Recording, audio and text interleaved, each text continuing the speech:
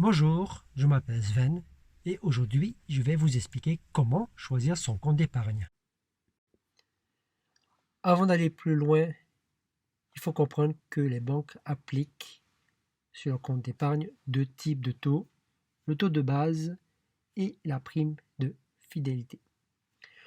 Au sujet du taux de base, l'intérêt sur notre placement est pris en compte au jour le jour de la durée de notre placement, c'est-à-dire quel que soit le temps que notre placement d'argent reste sur le compte d'épargne. La prime de fidélité, notre placement doit rester au moins 12 mois. Si on retire notre argent avant les 12 mois, on perd cette prime de fidélité. Et il faut noter que les taux varient d'une banque à l'autre.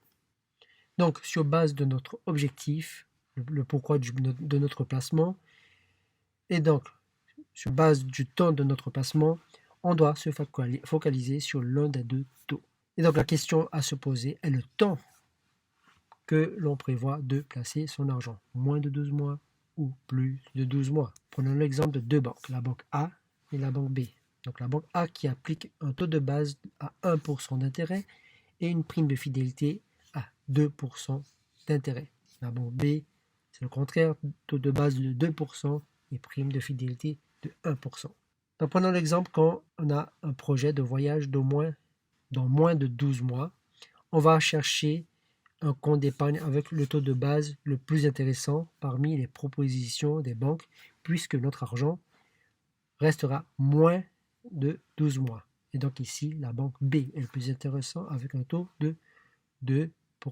Par contre, si on a un projet d'une voiture d'ici plus de 12 mois, donc on va au-delà des 12 mois, soyons clairs, on va privilégier la prime de fidélité le plus intéressant, donc la banque A, avec un taux de 2%.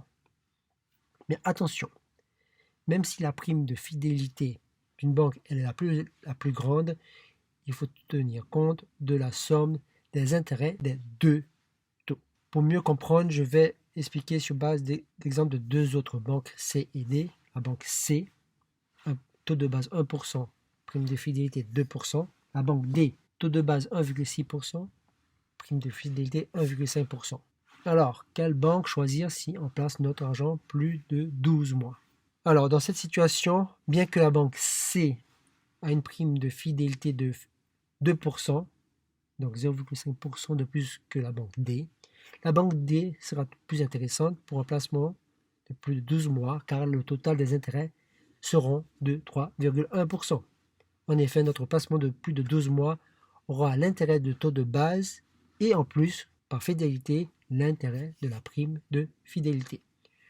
N'oubliez pas que certaines banques appliquent des conditions comme le montant minimal ou maximal de placement d'argent. À vous de le découvrir. Donc voilà, vous savez maintenant comment choisir votre compte d'épargne. N'oubliez pas de liker ma vidéo et je vous dis à bientôt.